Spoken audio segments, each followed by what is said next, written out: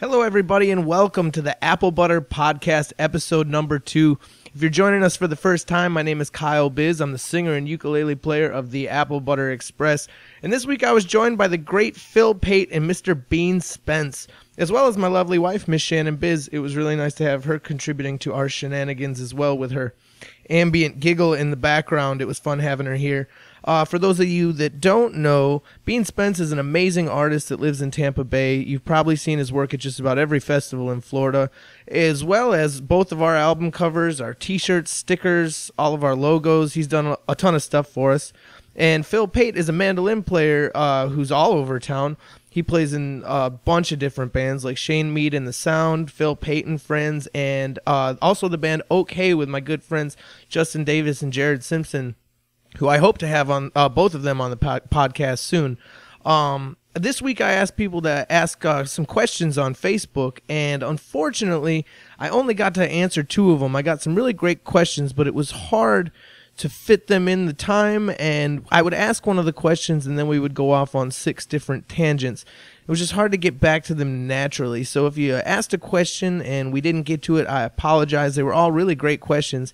But like I said, it was just hard to fit them in naturally, so I'll try to do better if we do that again. Well, yeah, this is episode number 2. Thank you guys so much for listening.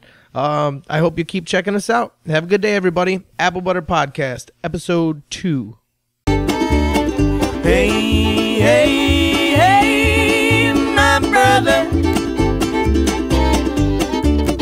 Hey, hey, hey, my brother.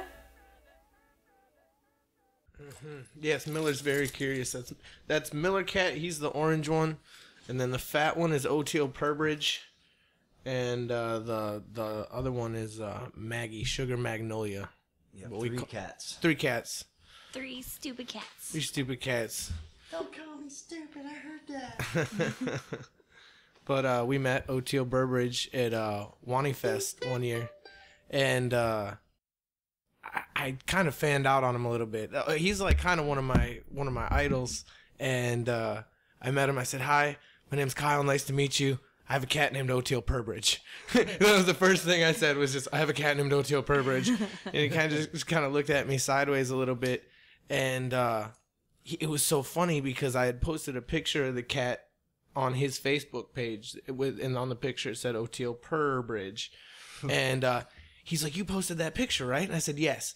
He goes, "My wife does missionary work in Africa, and she's in Africa right now, but she runs all my social media. She runs my Facebook page, my Twitter, and she saw that picture that you had named your cat Oteil Purbridge, and she asked me to write you a note." I never did it, and she kind of got pissy with me about it, that I hadn't written you guys just a little note saying, thanks for support and everything. Thanks for naming your cat after me. So, yeah, thanks for naming your cat after me. So Oteil Burbridge goes, "Do you think I could get a picture with you guys to, like, prove that I met you?" I was like, "Oh, I suppose. I think we can make that happen." I already embarrassed myself enough. Now I don't have to ask you to also take a picture with me. Yeah. The thing that I got home and looked at the picture, and Oteil's a fairly religious guy. He talks about religion a lot and everything. And I looked at the picture. I'm wearing a Willie Nelson t-shirt with Willie Nelson giving the finger right at the camera. So because he asked me once because the picture was on my phone, he said, "Can you please send this and post it on my wall so that I can see it?" So I didn't have the heart to do it. So I just went in like Microsoft Paint and blacked out my t-shirt. So it just looks like my t-shirt's this big weird black blob. But it's Willie Nelson giving the finger. I just didn't think Oteil would approve. Not appropriate. So I changed it. Oh, man. Yeah. We got Phil. Censored. Yes, I censored it. If you haven't figured it out yet, we got Mr. Fil Pate who plays the mandolin in here with us, and we got Mr. Bean Spence. Hey. How you guys doing? Wonderful. Doing great. Good. How'd you spend your New Year's Eve? New Year's Eve, pretty quiet. Just pretty quiet at the house. Stayed at home? Did you make it to midnight? I made it till midnight. That's good. And jumped up and down a little bit right at the moment. Jumping down. Yeah. Up and Yep. down. Definitely. I was at the shop in St. Pete. Cope.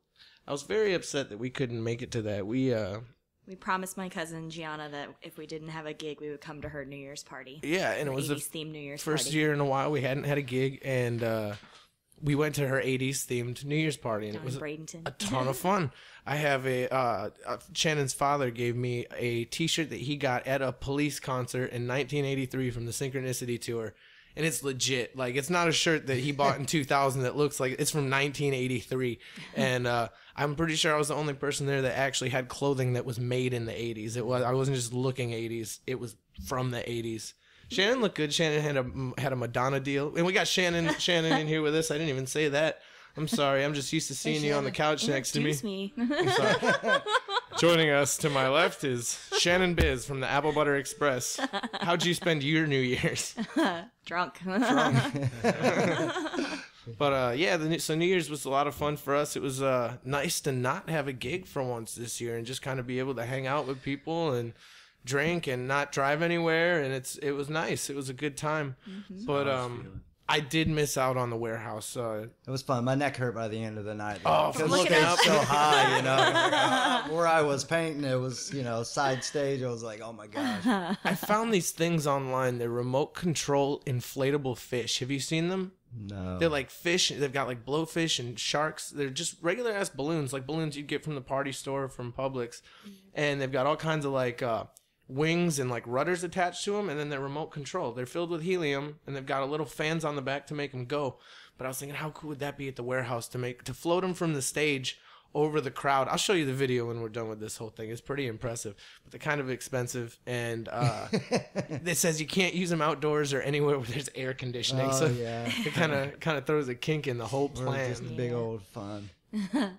But I'm always looking for stuff like that to liven up the live show, you know? Mm-hmm. That's why I like having you on stage with us painting. I feel like it gives people something to look at. I love it every time you do that. I'm the drummer. Exactly. Yeah. Well, the joke is we have a drummer. He just doesn't show up to any gigs because he's an ass. Yeah. You know?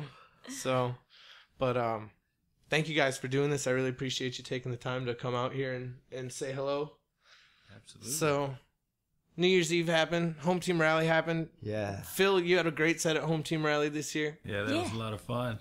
Got to play with the future vintage guys, and putting that together was fun. Yeah. A little rehearsing, and it's the first time I really got a chance to play with those guys. See, that's the thing. How often, because you're the monster, you're Mr. Sit-In, you know what I mean? You're the man of every band. How often do you get to like rehearse and stuff for that, or is it usually just walk up on stage, tell me the key, and I'll get to go? A lot of times it is, yeah. But if it's a big show, you know, like we've rehearsed a couple times, like for the Spring Fest and everything, and I'll get together with folks if it's, you know, if they're feeling nervous and want to get things together. But well, I think for our own bands, we try to rehearse once a week with my buddy Casey on keys. He's in Friends of Phil. Yep. That keeps all the jazz stuff and the fusion stuff sort of fresh. Keep it. We don't rehearse nearly enough. You know I'd how feel much really nervous. It would be so much better if we rehearsed. That is like you know a tight band when you hear one, and like rehearsal is, I don't know, something that we.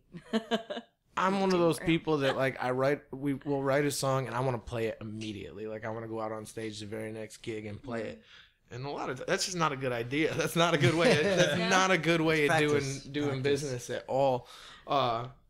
Doing stuff unrehearsed is you give people a bad first impression when you don't have it in tight. You know what I mean? And that's why when we know that we're gonna have now we've played with Phil enough where I fully and this is a message to every musician out there is Phil's capable of playing whatever. You don't have to have a rehearsal, really. You're one of those guys that can just jump up on stage and play it.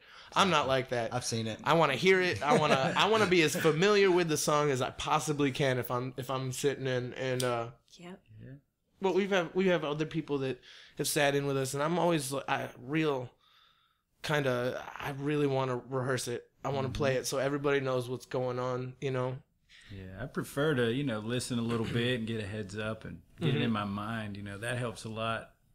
Just listening, you know, over and over, too. I mean, you know, a good 5 listens in a row.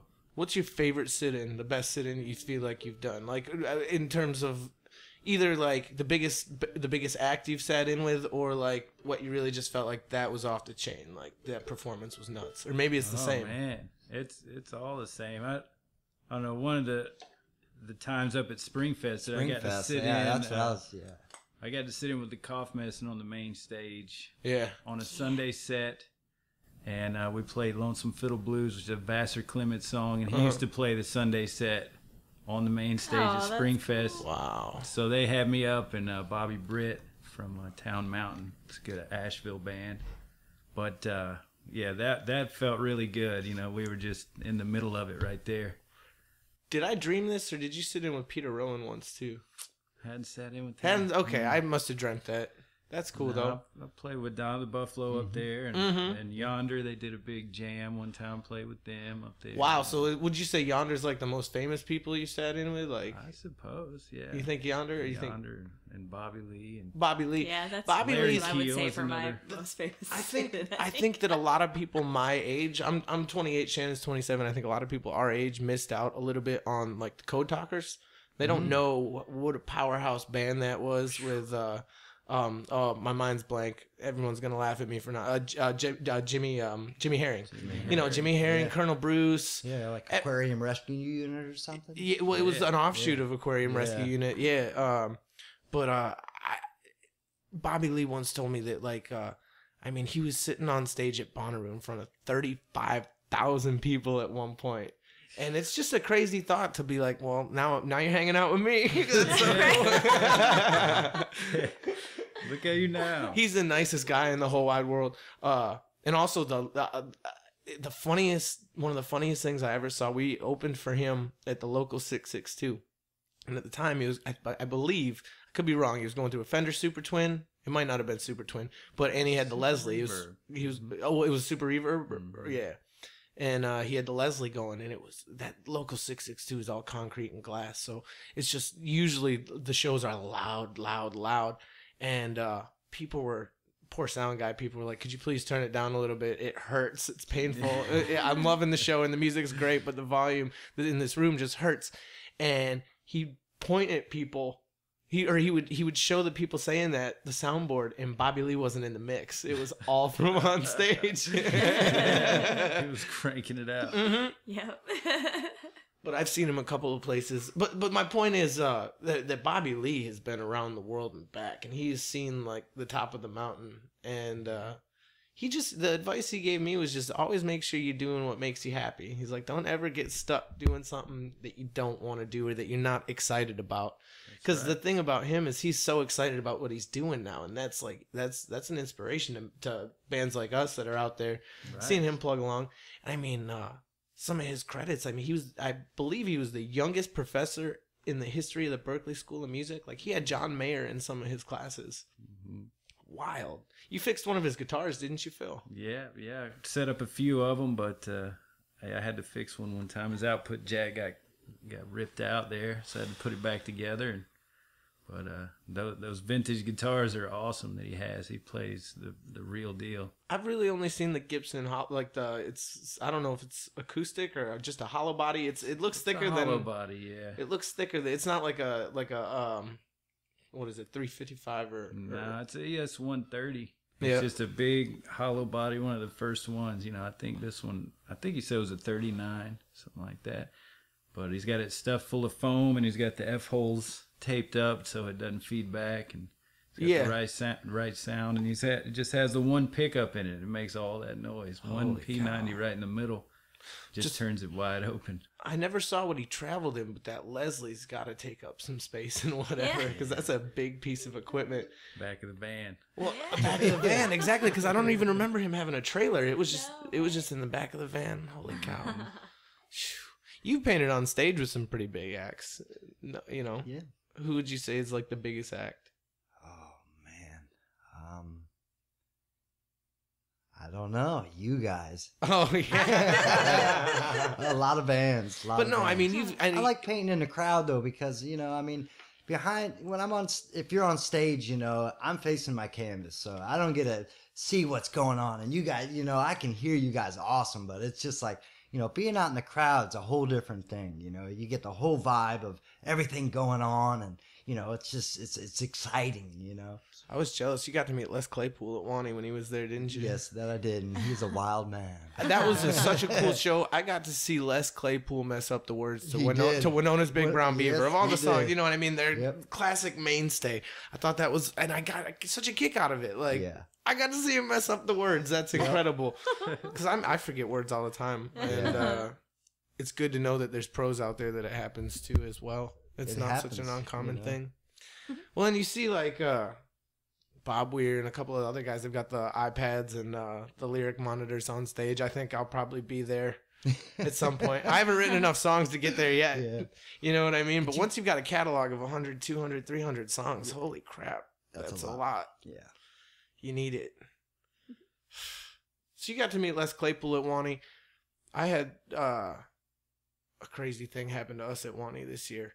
We were standing in line to get in by Chug Point Charlie, you know where the dumpsters are, where they don't let you bring your beer in, so they call it Chug Yippers. Point Charlie. And we're standing there, and we see out of the corner of my eye, I see this golf cart go driving by way fast, going way too fast. Too fast for where it was. There were all these people standing around. Did I tell you this already, Phil? I don't think so. It's all these people standing around. It happens. And this golf cart smashes head on into a dumpster. Wham! Going full speed. Like, hit the dumpster so hard that the back wheels lifted up off the ground. I go, it jarred me like it was a loud noise. A dumpster full of beer cans and beer bottles. And Shannon grabs me by the elbow and she's like, oh my God, that's Greg Allman. It was Greg Allman driving the golf cart. He had two 20-year-old girls on the back and Shank, his roadie, sitting right next to him.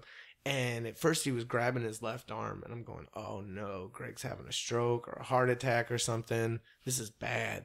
And then he starts laughing his ass off, just cracking up hysterical. Did y'all see that shit? That's how you drive a golf cart, man. Keep in mind, this is 11 o'clock in the morning on I think it was Saturday.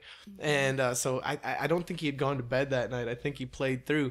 But they ended up picking him up in another golf cart, taking him away, and he showed up on stage that night in a full arm cast up to his elbow. He broke his arm when he crashed that stupid golf cart into a dumpster. It happens. Oh, man. It's one of the craziest things I ever saw at a festival. I see a lot of crazy stuff at festivals. Well, I want to do this thing eventually. I want to find somebody that draws really well, or does it? I don't know anybody that draws really well. Nobody. I want to find somebody that does animation, that does cartoons, and I want to have my friends tell their craziest festival stories and then animate them. Because I got a couple of zingers that I would love to get in there. I bet you've seen some crazy stuff at festivals. Oh boy. Yeah. I mean, just when we play in front of your tent, I see crazy stuff. Yeah. Yeah. It's fun. I mean, it's awesome to have you guys there. It's 3 years now, something like that. Well, I think it's been. Gotta get them on the bill, everyone. So get them on the bill. I think it's been 3 Wanis, but we've been playing in your tent for I think even longer than that if you count like Bear Creeks and Magfests and that stuff. But it's gotten bigger and bigger and bigger every year. That's the thing. Even if they put us on the bill, I still want to do it. I want to, you know what I mean? It's tradition. Yeah, we close Wani. Exactly. And it's fun, man. And people, I can't tell you how many times every year, all year long, people are like, oh, I saw you at Bean Spence's art tent. That's where I saw you the first time. And so thank you for letting us do that. I appreciate it. Doing it. If you guys don't know, Bean Spence did both of our album covers. He's a wonderful painter and artist, and he's done so much for us. He made our logo, both of our album covers, all kinds of stuff. Our smile guy. Okay, here's my mission for you in this podcast. By the end of this podcast, don't answer now. Think about it. But can you come up with a name for him? Anything you want. Miles of Smiles, man. Miles of Smiles. That was quick. Simple as that. Miles. All right. Yeah. His name is Miles. There you have it, everybody. Miles. Because, like, you know, Iron Maiden had Eddie. Yeah. Grateful Dead had Steal Your Face, which isn't a name. It's more of a phrase. But I've just been calling him Smile Guy, and I don't like that. I want him to have a real name. Smiles. Miles of Smiles. Yeah. I dig it. It's a good one. We should play a song. You guys want to play a song? We're going to do... play some musics. Yeah. Hold on a second. Move this microphone a little bit. Hopefully this sounds all right. All right.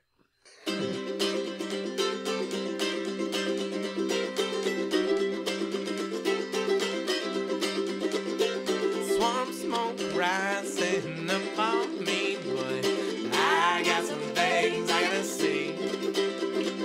Take your boot off your brother's neck and let that poor boy breathe. Wake up tomorrow to find I'm gone. 'Cause nothing is for certain, you can't call no place home.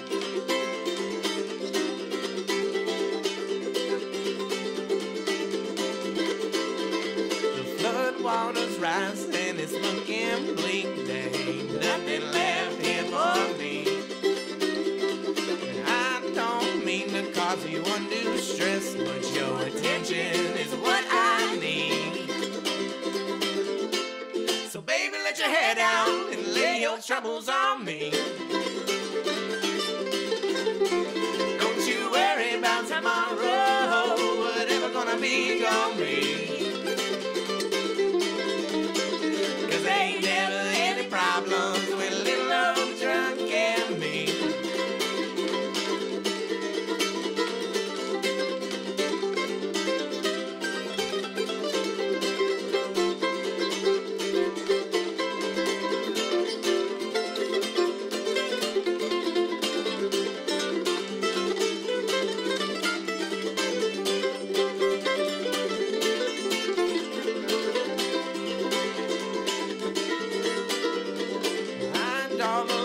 From all these doors, but I got the same old key.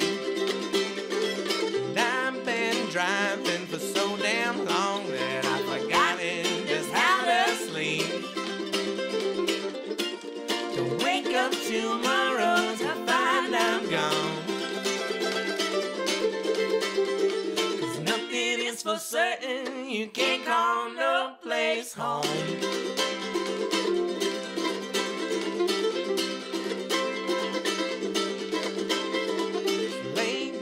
And rest your eyes, but that mountain is far too steep. Lay down your troubles and take on mine, 'cause I got what you need. So baby, let your head out and lay your troubles on me. Don't you worry about tomorrow, whatever gonna be, gonna be. Ain't never any problems with little old drunk and me. So baby, let your head out and lay your troubles on me. Don't you worry about tomorrow, whatever gonna be, gonna be. 'Cause ain't never any problems with little old drunk and me. There ain't never any problems with little old drunk and me. There ain't never any problems with little old drunk and me.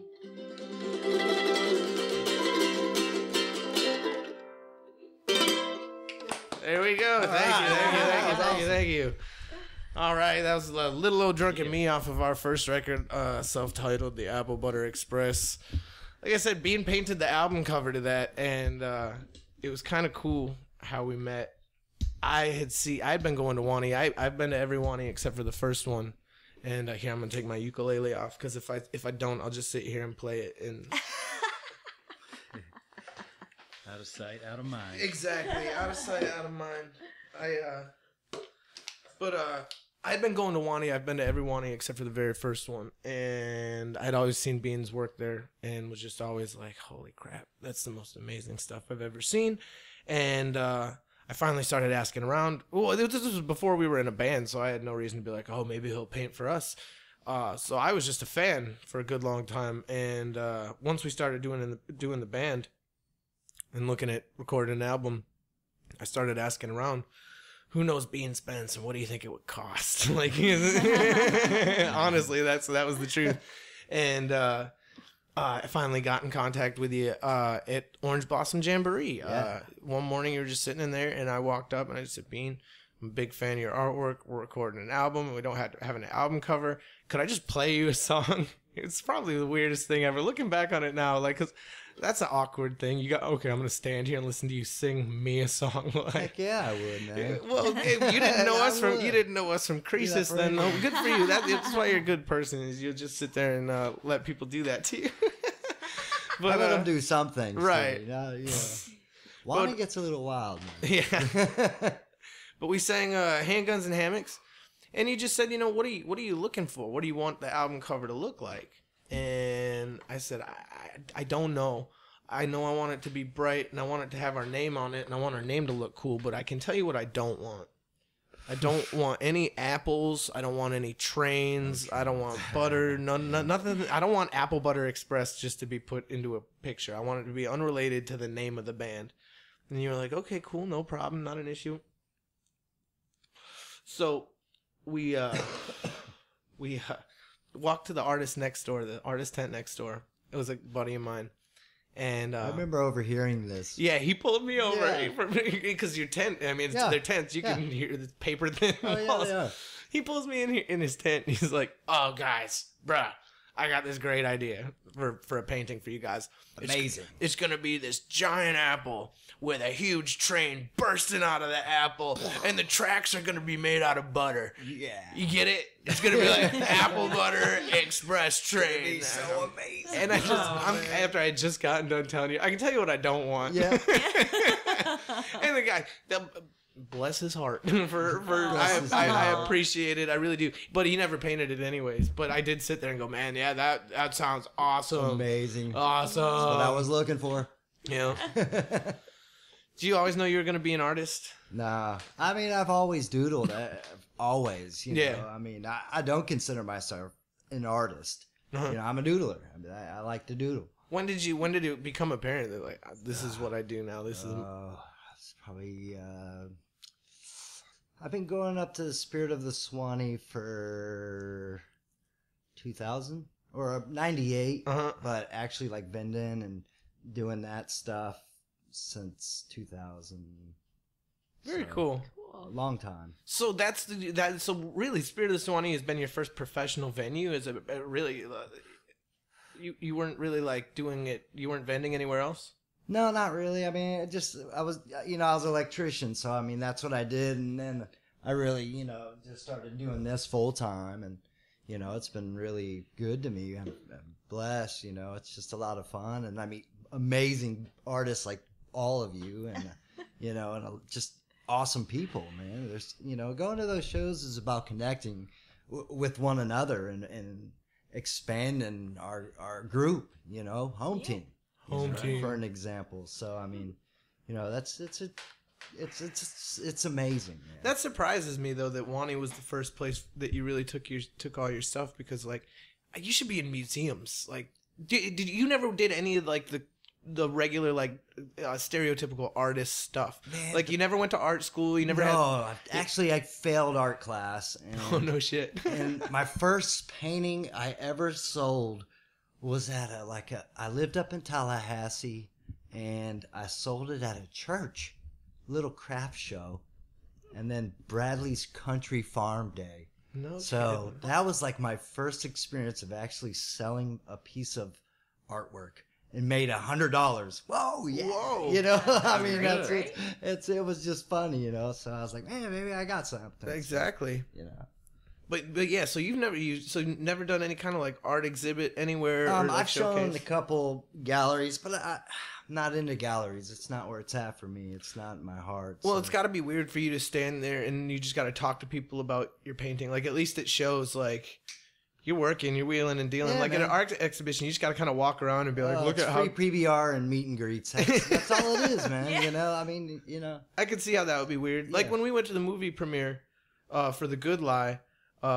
Which is out on DVD right now. 85% Rotten Tomatoes, certified fresh. Get it? Well,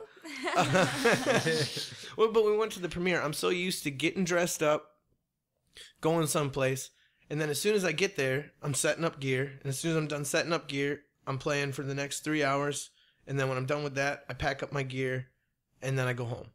With this, I got there, and it was like, I don't know what to do with my hands. Yeah. I don't know what I'm doing. I just have to stand here. Walk around and be a person. I got to be a person and try to win people over that way. And when it comes to that, that's when we clam right up and turn right into the awkward butter express. Yep. Bingo, bango. Like, as soon as I don't know what I'm doing, we become the awkward butter express. I'm shy. I'm not a mingler at all. No. I'm not gonna approach anyone and just talk to them. But that was a big deal for I mean, that's a big deal for you guys. That's awesome. It was fun. I mean, you're in a Ron Howard film. That's fantastic. But like I said, it was a weird feeling to not be playing, and I got to imagine it's kind of the same thing as an artist at an exhibition. Like, I'm not you're not watching me create. I just have to walk around and talk to people and answer questions and be a host, and it's just an odd sensation.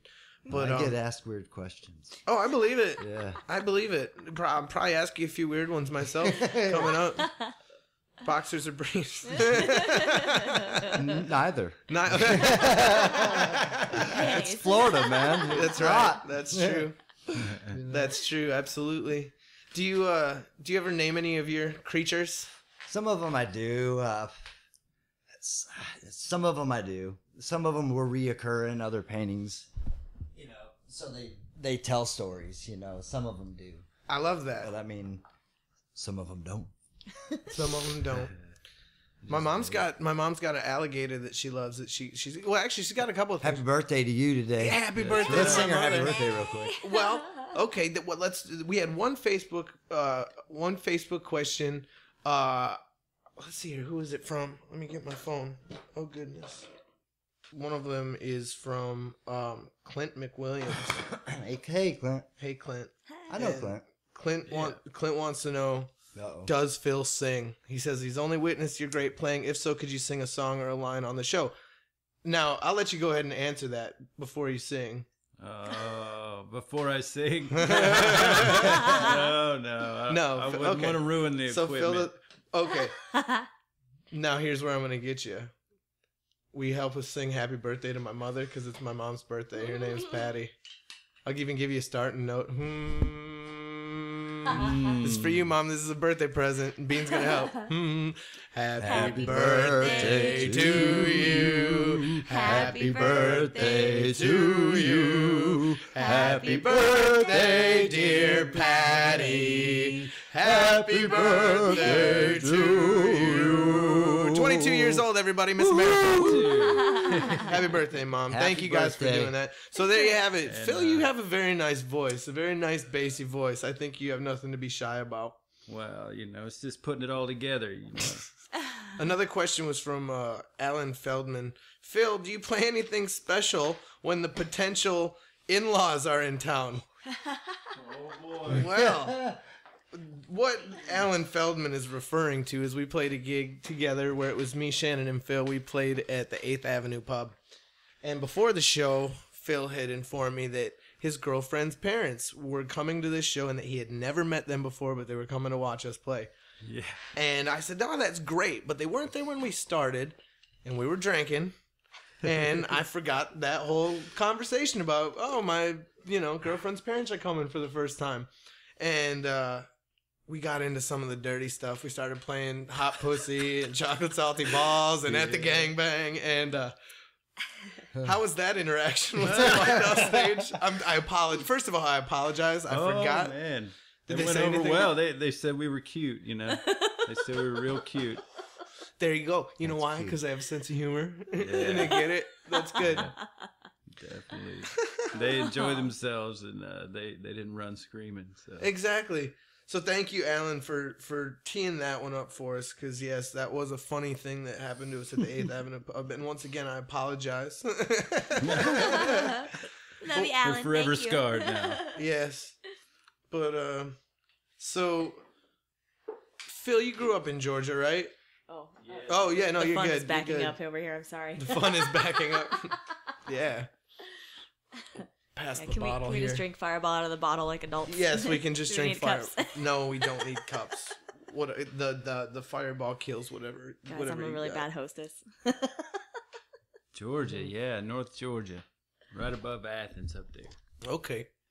I lived in Albany, Georgia for a little while. Yeah. I was very young. I was I moved there when I was 2 and lived there till I was 9. I don't remember a lot. I remember some of it. I mean, big things, but North Georgia was nice. Had a lot of mountains and rivers, lakes. Yeah, beautiful. It's pretty cool. Big gorge up there, Tallulah Gorge. It's a nice place to grow up, but then I was all around Georgia listening to music and stuff, and that's where I get a lot of my stuff from, I guess, is Georgia music. Did you start with mandolin? Guitar first. No kidding. Classical or just regular guitar, classic rock, I Yeah. guess. You know, trying to learn some Nirvana and stuff too. Mm-hmm. Get a little grunge going. I was listening to hip hop when I first started. No kidding. Yeah. And so I was trying to blend a couple of things together. Like what? Like Snoop Dogg or like Snoop Dogg was there, LL Cool Dr. J. Dre, Cool J was there, NWA was there. Yeah. Did you see they're making a Some movie? Far Side, the Outkast. I like them. Yeah. Yeah. That's a surprise. I would not have taken you for a hip hop. did you see him at Big Guava last year? No, I didn't get to yeah. go. Yeah. I heard everybody was going down there. Yeah, it was a lot of fun. So guitar first. So how did mandolin come in? You know, You that listen. You're album listening. Shady Grove was the point. You were listening to Ain't Nothing But a G Thing, and you were like, you know what this could use? You know, You know what this needs is some mandolin. I'm gonna learn how to play mandolin, and I'm gonna Yeah. go out to Compton and see if I can't get myself in the game. But the fusion thing for me wasn't really, you know, I wasn't trying to play guitar to the hip hop. You know, you went and learned songs that were for guitar, I suppose. Yeah. Went back and learned like some Leonard Skinner. Then went to Zeppelin right away, Pink Floyd, good Southern rock from overseas. Is The your heart breaking over the Led Zeppelin stuff that's going on right now? Because mine is a little bit. They're What's going ripping it off. It's coming out that a lot of their songs that they claim to have written, they didn't write. Like, and it's not just one song. There's whole YouTube videos about it, Yeah. and it's word for word, note for note, and it's still good music, and I'm still gonna listen to it because I Right. love it, and they Still did it appreciate it better. for They what did it it. I is. still appreciate Yeah, it for what it exactly. is, but it would be different. Like the Allman Brothers, a lot of I think a good chunk of their more well-known catalog is covers. One Way Out, Statesboro Blues, a lot of the Every Hungry Woman. I don't think they wrote that one, but I'm not sure. I could be wrong. But a good chunk of their covers or their catalog is covers. But they credit the songwriter, and then they go Right. and they kick the shit out of the song. The thing is, that's so easy to do. It would have been so easy to pay off the lady whose song it was. You know, pay her $100 and do the right thing. put Yeah, her she name was on a it, virtual. That's the thing don't- that you know, but they're not they didn't do stealing from that. like well-known musicians. They're stealing. It seems I wasn't there, and maybe it wasn't them. Who knows? Maybe it was their record label making the liner note saying written by Jimmy Page. But there's a lot of money in that. A lot of money. You know what I mean? Yeah. That's where the especially then. Well, you know, Yeah. you'd get rich on a songwriter credit. So, Mhm. but it's scary how note for note. It's Pretty precise. It's not. It's Yeah. not like, well, they both could have written that, and that could have just been coincidental. But the worst one was to me was Dazed and Confused. I mean, it was almost Word note for for note, word, yeah. word for Yeah. word, almost note for note. Yeah, a little more mellow. Yikes. One of Babe, I'm Gonna Miss You was hilarious. Or Baby, I'm Gonna Leave. Is that what? Yeah, Babe, I'm Gonna Leave You was. it was like this lady singing it. Babe, I'm gonna leave you. It was like it sounded like Joni Mitchell doing it or Yeah. something, It was but like it was very weird. Yeah. But it's Can kind you of do that heartbreaking. one more time for me? Babe, I'm gonna leave you. Thank We're you, like, Kyle. "Babe, I'm gonna leave you." Yeah, Shannon does it way better. The Disney Channel, It was weird. the Disney vocals. But but that lady deserves her Yeah, her name Yeah. on it. how much money did they make But from maybe it? they paid Yeah. her, Yeah, they you know, could've just back put in her the name day. down. Yeah. None of us were there to say, you know, what happened or That's what true. really happened, you know. But her name should have been in the liner notes. Oh, definitely. You know.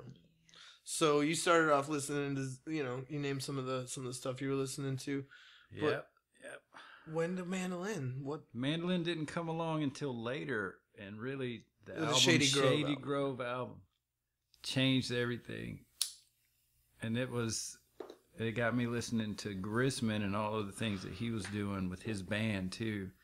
And then of course, further into the Dead, because what Jerry was doing, that's some of my favorite stuff is his acoustic playing. I mean, he really got a good sound out of that thing. A lot of bluegrass people don't appreciate it very much. Like I've been to bluegrass shows where we'll play versions of Dead songs, and they'll come over and talk to me about it. Like, Grateful Dead is not bluegrass. Like, they bastardized it. Yeah. And do you run into?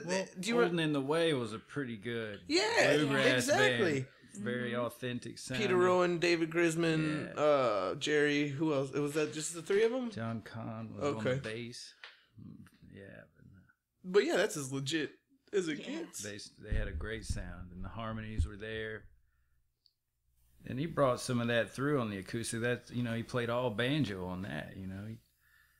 He was pretty authentic with his banjo style too. You could tell it was him out of all the other players, and he had a whole thing with it. It was they kind of missing notes or anything. It was partly because of the missing finger that his everything was a little different. Yeah, I think he's missing this one, so he still can finger pick pretty well. Yeah, but they said it definitely like changed his style to where when he, like you said, when he was playing the banjo, you knew it was him. I got a picture of Jerry on the wall up here. Isn't that a badass? Man, you got some really awesome stuff on your walls. Dude, I got a lot of Bean Spence on the walls. No, but I mean, not enough. That's pretty awesome, man. George Harrison and Bob Dylan, July 15th, 1975. This picture, right this there. Picture of Dwayne Allman. My parents bought me this picture of Dwayne Allman. I'll take a picture of all these pictures and post them so that people can see what we're talking about. But this picture of Dwayne Allman, my parents bought me from a flea market, and the girl that draws them is blind and autistic, and they don't know how the people selling it are her parents they sell it for her. They didn't know who that was. I'm like, holy crap, that's Greg Allman. That's incredible. They're like, who? Or I'm sorry, Dwayne Allman. And they're like, who? And I'm like, that's Dwayne Allman from the Allman Brothers. And they don't know how she knows who these people are. Like, she's not reading. She's blind, so she's not like reading magazine. Or wait, no, I think she's deaf. She's not blind. I said she was blind. Yeah, I was trying to like. This is I was like about to poke you and be like, wait, picture right now. I'm looking at before you go any further. But yeah, she must just like see the pictures somewhere, and they just like stick in her mind, and then she paints them or she draws them. Yeah, I don't think she's listening to the Allman Brothers. She just sees pictures, right? And starts painting them. My parents have a bunch of her she's work. listening to Pink. Yeah, she does all kinds of stuff. Jerry Lee Lewis that she did. It looks great. In our music room, and what do your parents have? Like the Beatles or something? They got the Beatles, and I've got a John. They gave me another one that's John Lennon, a Janis Joplin. Oh yeah. But yeah, it's incredible. I just thought it was cool that the parents that were selling it didn't even know who that was. Wow. I had to be like, that's Dwayne Allman, the baddest slide guitar player ever. The baddest, the mostest baddest. He was the most bad for sure. What about? I know, Bean, you were into punk rock as a man. I grew up on like the Dead Milkmen and Dead Kennedys, then some Beatles, but I kind of switched around. When I was smaller, I grew up to like the Beatles and CCR and all the Animals, stuff like that, and then punk rock. What was the switch? When did you start getting into the senior and now the jam skateboarding? Really? Yeah, I skateboarded for like 26 years. Yeah. Yep. So I mean, I could still me and my son go out and skate. So when you were skating, that's when you found like the Dead and like hippie music? No. Yeah, I was gonna say that's what I mean. When did you make the switch from that stuff to like the senior in now? I mean, I just kind of gradually. I don't know. What was the first thing? Like, I know that the first thing that got me was I bought an Allman Brothers Greatest Hits album because I was going to Wani and I didn't really know anything about the Allman Brothers, so I wanted to get into it. And I got this. So I got an Allman Brothers Greatest Hits album and. It changed everything. Yeah. Before that, I was strictly like Weezer and Ben Folds. And after the Almonds, I got into the Dead and so on and so forth. Yeah. So do you remember like what was the first thing you heard in that vein? Like, was it the Dead? Was it something else? I mean, in the earlier years, I would listen to. That's what my dad. I kind of remember listening to. So, the Beatles and stuff like that. But. You won a sticker. Didn't you win a contest where you got to paint something for Mo? Yes. On the Dither album. Yeah, I did. Yeah. It was a static sticker. Yeah. That's on amazing. The Mo album. Yeah. So, like, were you into Mo before that, or is that what got you into Mo? Like, somebody told you this band is having this contest, or you're no, someone. I mean, I heard of them before, and they were really awesome, and I listened to them for a long time, and they had one of my friends told me, it's like, hey, they're having a sticker contest, you should enter. I'm like, okay. So, I drew up a bunch of little quickies and sent them in, and they liked it, and it was simple. And see, I've been lucky enough to have you. So you go and do stuff like that, and then we get you to do stuff for us. And we love all of it. Every piece of it has just been unique and special to us. And it's Kyle Biss confession time. One time, the plan was we were sending out press kits, and the idea was to put them in a mason jar, or we would have mason jars, put in like a small bottle of whiskey, like an airplane bottle of whiskey, and a jump drive with our press kit on it. And on the mason jar, we wanted Bean to make us like a label that looked like kind of like a moonshine label or whatever. And he knocked it out of the park, man. He drew it perfect. It looked rustic. If you looked at it, you wouldn't even have known Bean did it. It didn't look like anything else I'd ever seen that you do before.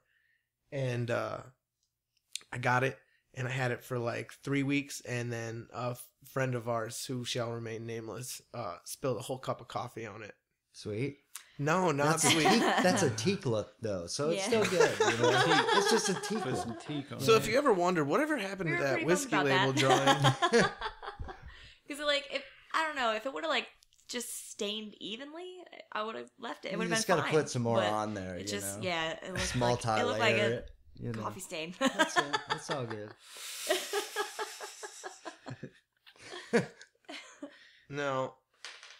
You guys, as soon as I asked you guys to do this, and you guys agreed to do it, one of the things that occurred to me about both of you is that you both go by nicknames. And Bean, you told me basically it's just a nickname. Just a nickname. Just a nickname. My mom called me when I was younger. I actually just a nickname. When before I was born, before they had picked out a name, they called me Beaner. Yeah. That's just what they called me. Like they even had a stocking made at Christmas for me. My stocking says Bean on it. Yeah. Phil, how'd you get the name Phil? I don't want either of you to tell anybody your real names. I like it that it's a mystery. I want everyone to wonder. Maybe it's like Voldemort. Voldemort Pate from North Georgia. Gotta watch out. How'd you get your nickname, Phil? It was basically based off a dare from a buddy, just saying, you pretty much can't change. You can't just change your name. That's not something you can just do. And yeah. When one tells one that they can't do something, it makes them turn around and do it every single time to prove a point. Especially your best friends giving you like, give me some shit. So. Started introducing myself as Phil, because there was this guy that came up from Atlanta back to Clayton there where we were in the mountains, and he was just a cool dude. His name was Phil, so everybody remembered this guy. He came up in the summer, and people were talking about him when he left. He's like, Phil, he was a cool dude, Phil. I'm like, I'll change my name to Phil. Like that dude from Atlanta. And he's like, no, you won't do it. So I basically started doing it, right? And this... Back then, we were playing these video games. You remember Killer Instinct? This fighting game.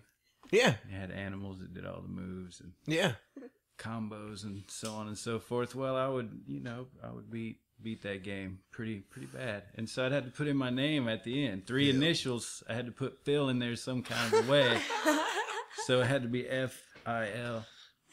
That's how we got Phil. That's how we have Phil. F-I-L. I always think when I met you, I thought it was like your name was like Felipe or something like. But even that would be weird with an F. I thought it was Phil. There are a lot of Felipes in Georgia too. A lot of Felipe Pate. It's Pate. Yeah, Felipe Pate.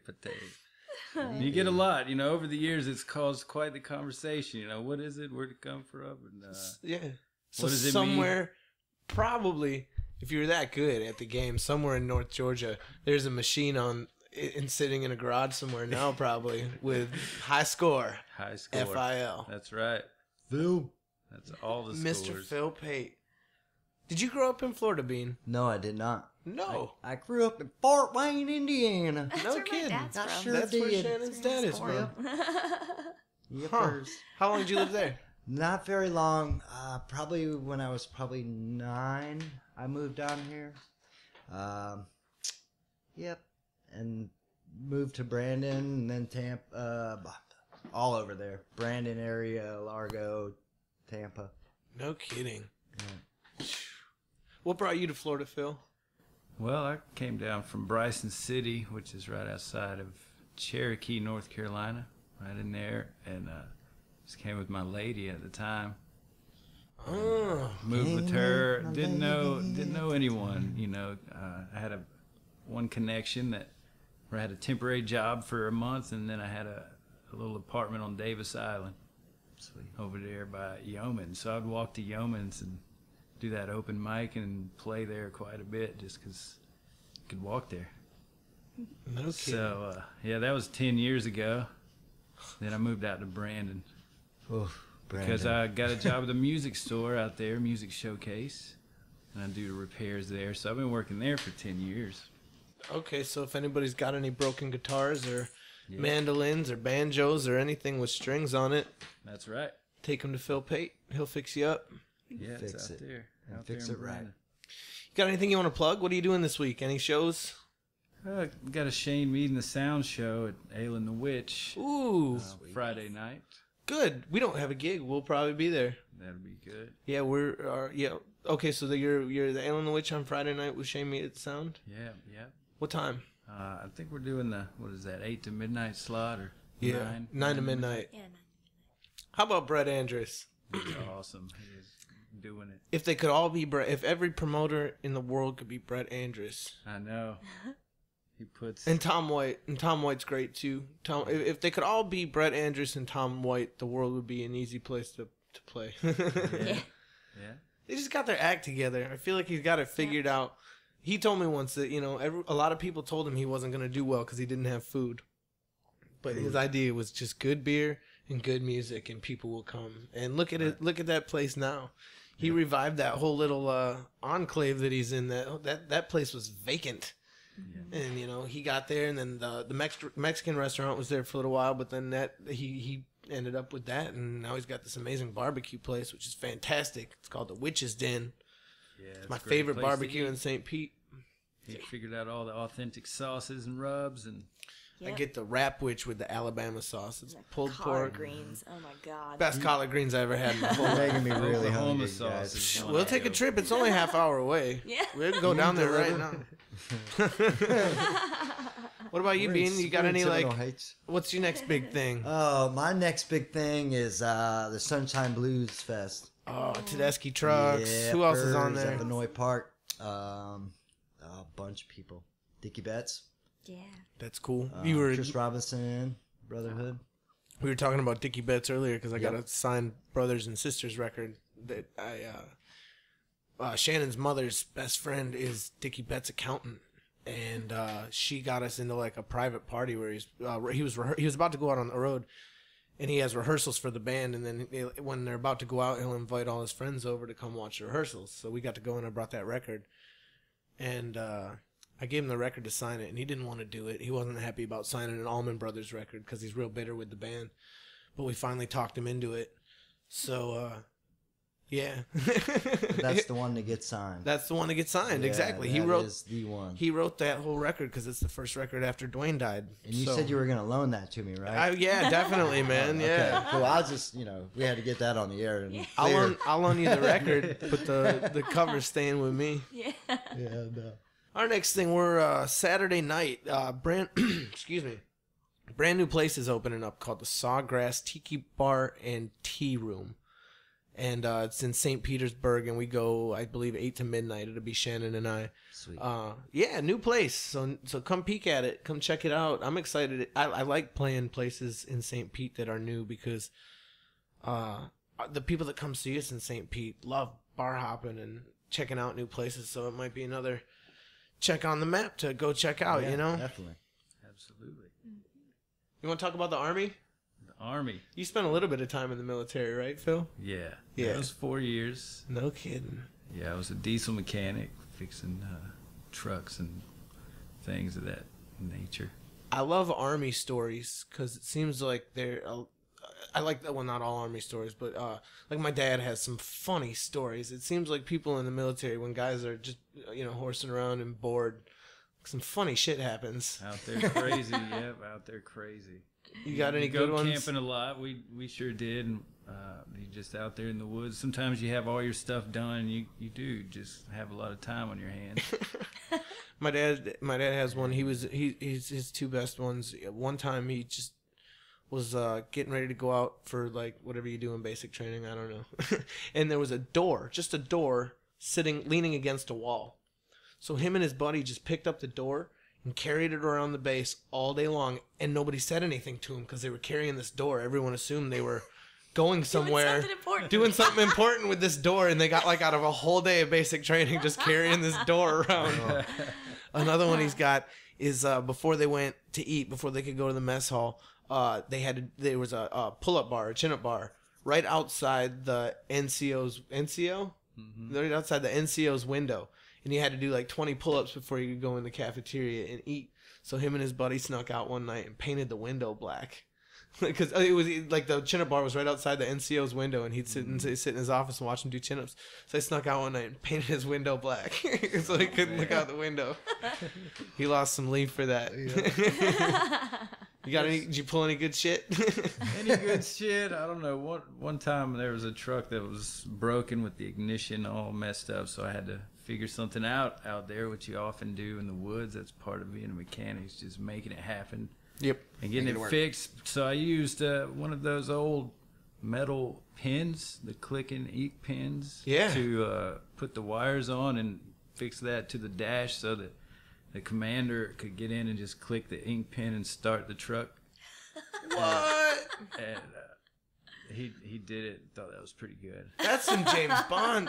This is some MacGyver stuff over there, man. My tank is powered by Bic. Yeah, it was one of those black U.S. government pins, just the plain ones, but it had the metal ink cartridge, so it worked. I've said it a bunch of times. I wish I was 3 years older than I am, because I wanted to join the military. I really did. When I was 18, I tried to join. I was supposed to leave. They even gave me a date. It would have been like September 17th, 2004, and I was going to go to basic training at Fort Jackson, South Carolina. I was there. Yeah. Oh, yeah? Not for basic, but the training.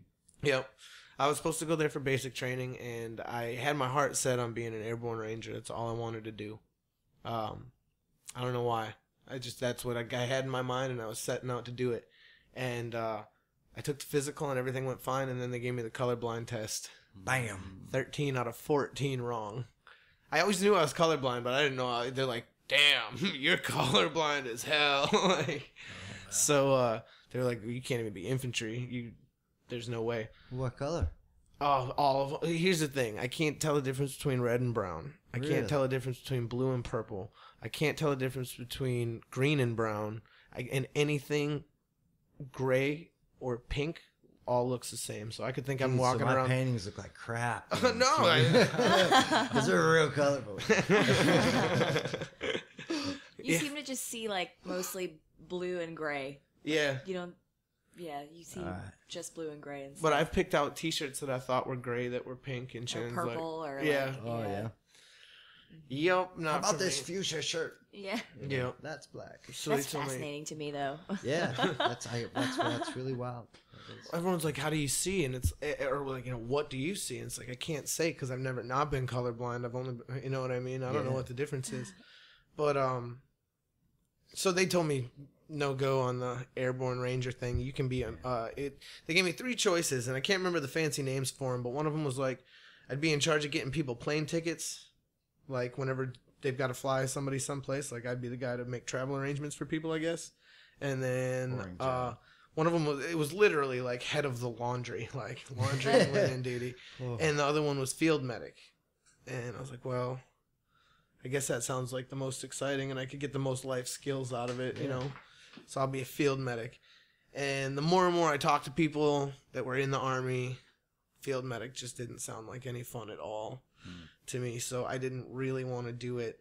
So then basically what ended up happening, oddly enough, is they ended up finding marijuana in my pee. I don't know how it got there. In your pee? In my pee. Holy crikey. They found marijuana in his pee. Yeah. Dang, military people. They didn't like that. Just marijuana. It's not gonna kill you. So they told me I had to wait 6 months before I could try and sign up again, and I just never tried to sign up again. Yeah. The sad thing about it was when I signed up, I went to a recruiter in Milwaukee. That's where I was living at the time, and my parents had already moved to Florida, and I didn't have any other family in Milwaukee. So when I filled out all the paperwork, I gave my parents' address so that if they ever needed to send mail or whatever, it would all go to my folks' house because I didn't have anybody else in Milwaukee. So I didn't find out that I flunked the drug test from the U.S. Army or the recruiter. I found out when I got a phone call from my mom going, Kyle, we're very disappointed in you. What's salty balls? She's come around quite a bit. Oh, yeah. And so have I. Mom's amazing, dude. She's so cool. Happy birthday to her again. Yes. But thank God. I mean, because I immediately after that happened, I pretty much moved down here and met Shannon working at the record store. And look at all this cool stuff we're doing where I probably wouldn't be doing any of that had I joined the Army. But I did want to do it. That was something that it was like a goal of mine that I wanted to do. My sister was in the Army. My dad was in the Army. My dad was in Vietnam. My sister has been she traveled all over the world. She's been in South Korea, Kuwait, Germany, I think that's it. And then all over America. But it's just so cool that she got to see the whole wide world. And I think it'll always be something. I wish I was 3 years older so I could have joined the Army. Or 4 years older, joined the Army, done my thing, and then come down here and met Shannon at the same time and all that stuff. You know what I mean? But when you got out of the Army, hopefully you wouldn't have gone straight to working at a record store. Who knows? Hopefully they would have prepared you for some other career. You did like pastries and stuff, weren't you, Shannon? You were doing that? like making pastries? Yeah, I went to school for baking and pastries, yes. And I worked at the Ritz-Carlton in Sarasota for a year, and it just wasn't for me. I don't know. It just, there were more interesting things to do. Some of the stuff she made, though. Does she still make you pastries? No. Like, after I did it as a job, like, I started to hate it, sort of. Yeah. So that's a tough schedule, because she was baking when I was going to school, and she'd get up at 3 o'clock in the morning to go to work, and I'd be just going to bed from finishing studying. Yeah. We'd, like, pass each other in the hallway. Yeah. Good morning, good night. That was the worst. And we didn't, and she'd come home exhausted, but, some of the stuff she made in college was amazing. I mean, sugar sculptures. I mean, Johnson & Wales is one of the top culinary schools in the country. And some of the stuff that she made was genuinely like art, like not just food. Like it was like sugar sculptures and chocolate sculptures that you see on the Food Network and stuff. And she was really, really good at it. And I mean, right out of college, she got hired at the Ritz-Carlton, which, they're not taking just anybody at the Ritz-Carlton. She got me a gig there. I was playing acoustic guitar by myself, and it paid pretty well. But I played the first couple of times, and at one of the times, right in the middle of it, the guy in charge walks up and he goes, "No more Grateful Dead music, can't have it." Yeah. And it was hard because I'd play one, and then people would be requesting it to where it almost turned into like a whole Grateful Dead set. Yeah. I wanted to be like, how'd you even know that was Grateful Dead? Yeah, how'd you even know that was Grateful Dead? What do you do on your weekends? Kick back, listen. No, but really, like, it was all a bunch of, like, like 50-year-old dudes hanging around at the pool. Yeah. Like, that's what they want to hear anyway. Yeah. Like, they're... Told you Jimmy Buffett. Dude, have I told you the story before? I believe so. Okay, good. Because I was gonna say the punchline is after he says no more Grateful Dead. He told me he needed to hear Jimmy Buffett on the hour. Every hour. And I only knew 2 Jimmy Buffett songs. I knew Cheeseburger in Paradise and Margaritaville. And I think I knew Pencil Thin Mustache too. So I knew 3. I was only good at 2 of them.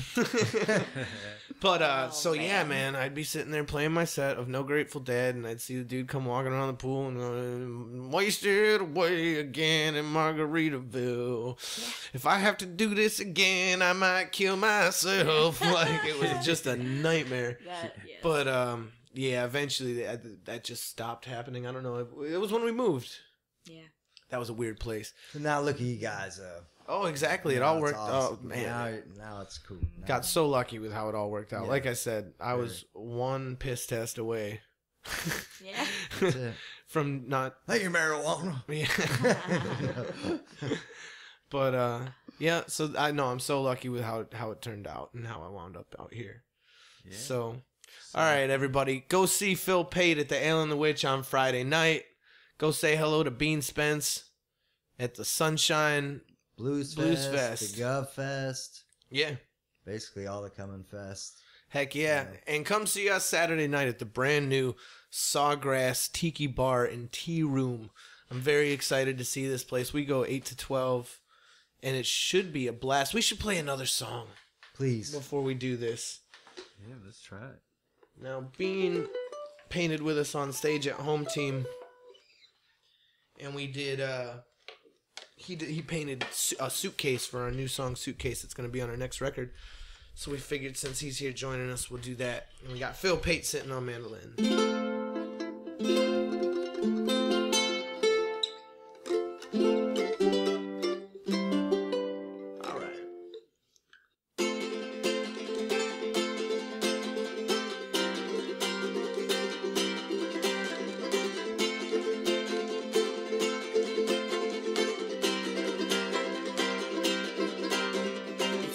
Your fault, it's all you've ever known.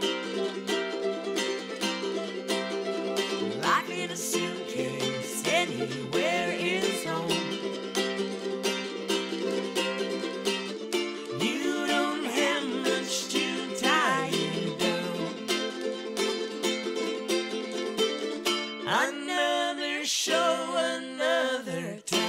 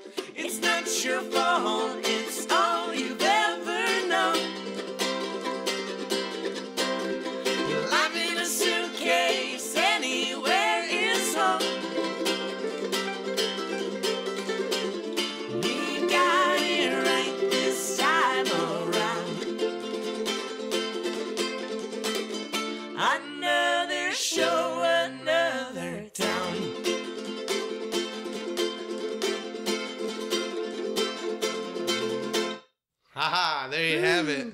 Oh, I gotta go see Jillian this week. I just broke my nail. So if you heard it catch, where it went, and it sounded like I missed a note, I broke my goddamn fingernail. I'm still rocking my Christmas manicure too. Oh, it was cute though. You Still look looks great. good. It does look good. It's lasted for like 3 weeks. How many fingernails do you go through, Kyle? I get it done every other week. Do you really?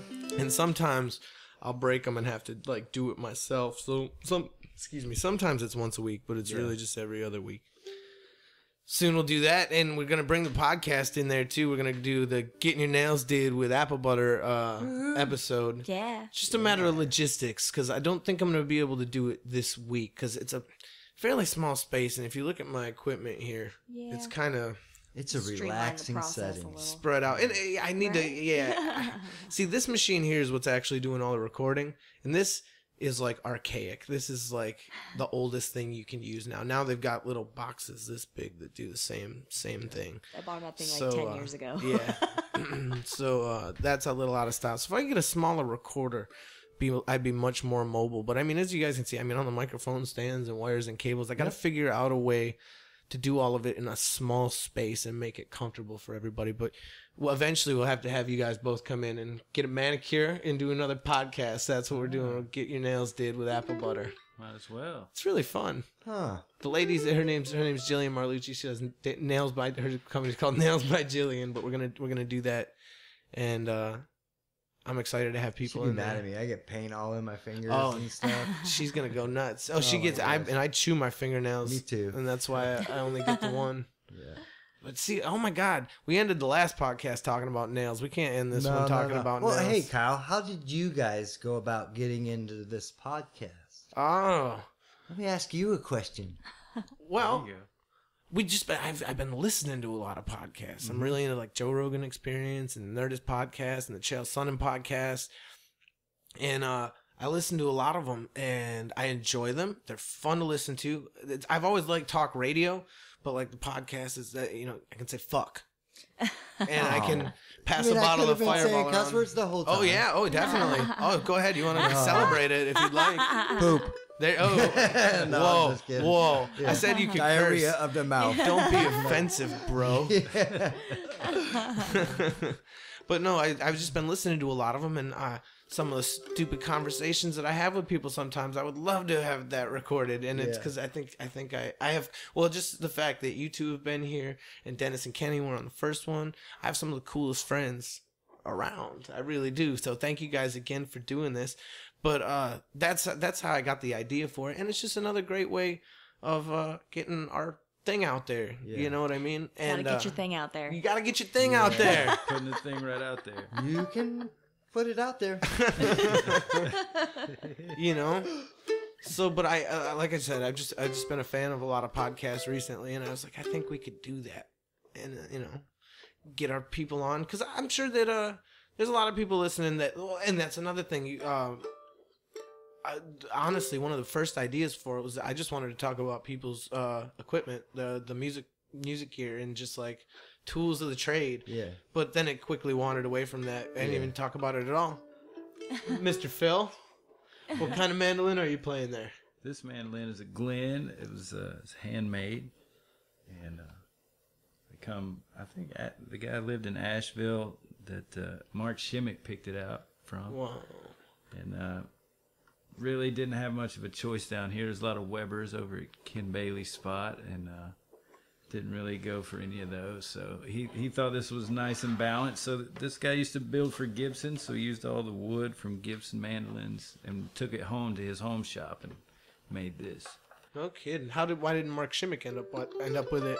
Well, he watched it on Mandolin Cafe and saw that it was on sale and it was close by, and he went and played a couple because I was asking him to find me one. 'cause I Oh, needed okay. to So get he was one. looking for you. He wasn't even looking for himself. He was looking for you. Well, he's Okay. always looking for Yeah. the Yeah. deal. That's why I call this guy. He's always, he's watching the mandolins, the trade. Yeah. He's bought and sold several, so I mean, he kind of knows the flow. Yeah.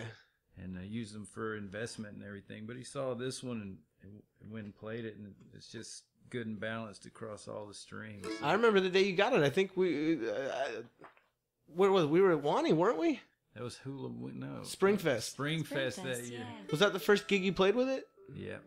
That's funny because that was the first gig that I played with my Yeah. Martin ukulele. So we were both having first time instrument moments First on timers. stage. Yeah.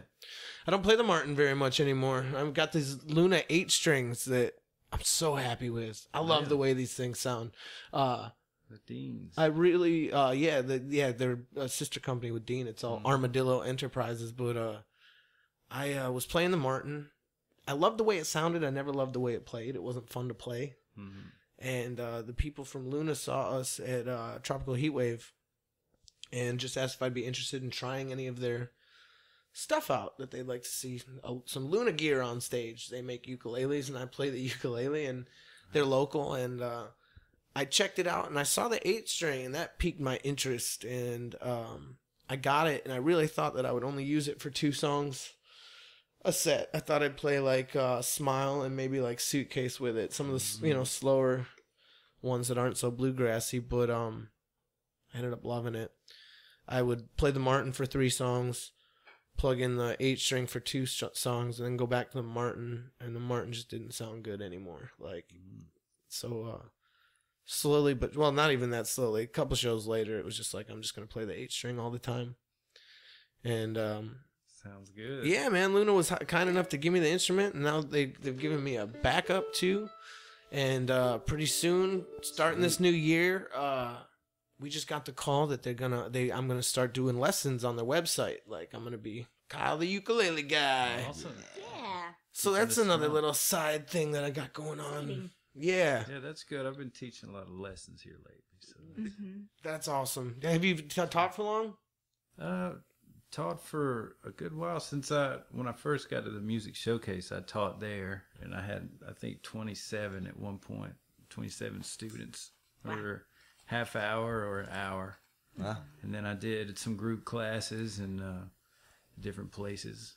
Like, there was a Business City group that used to have a program for their employees to learn guitar, and you would just sit there and teach them. And that was great, which they just signed up and went in and learned how to play some chords. But I do it at home, and just whenever people are interested. So there's mandolin and guitar, and I do the Skype thing, and that's pretty cool, Oh, wow. You're doing like online lessons with people far away. See, that's got to be cool, because it seems like people that would go through that are people that really want to be there. Like, Absolutely. if you're going to sit there in front of your computer and stuff, it's not like some parent shuffling the kid through that doesn't really want to be there. Yeah. You probably get really good students online, I bet. Yeah, it's an adult so far, but yeah, they really want to do it, and you can, as long as your connection is good, you can convey a lot of things on the iPad is what I use. Yeah. Mini, you can see, and I don't know, you can hear real well, and then if you need to take a picture of anything you write down and send it, you got like a little scanner right there, so it's easy to pass things back and forth. So I kind of handwrite some notes, take a picture of it, and then just Skype message, so it shows up. It's like, play that now, Yeah. So it's useful, I think. It gets a lot of stuff across, and you do miss some things being right there, but other things you don't. You really, just need to show someone they need to practice this or practice that. And they can probably record the lessons too. There's probably a way to do that, so they can go back and probably watch the whole lesson again if you wanted to do that. So it's a good option for sure. I'm sure. Yeah. Have to have a lot of space to record that video, but yeah, Yeah. you could do it. Out of your mandolin, when you play live, what do you go into?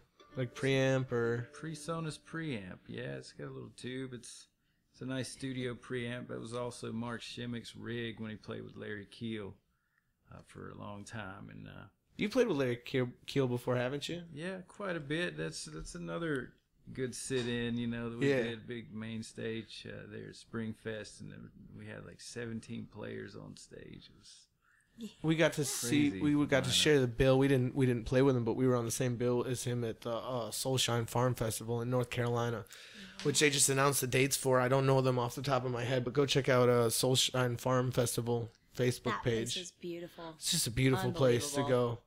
If they ask us back, which I hope they will, you should come up there and make the ride. You'd fit right in. one of the first places I saw Larry was at a Smile Fest up Oh, there yeah? in Union Grove, and that was, I think, 2001. And yeah, I watched him and became a fan instantly. But we've been doing for the past 6 years this Bass and Grass event that he put together with fishing and playing and just kind of hanging out and eating for a weekend, living together. I've looked that up. Yeah. That you've told me about that, and I looked up the website, and that looks like a ton of fun. It's really fun. He did one up north as well in West Virginia, Trout and Tunes it's called. Oh wow! It's go out on a trout river instead of a bass lake, but you still eat and play and hang out. You know, have workshops on your instruments, so a lot of players.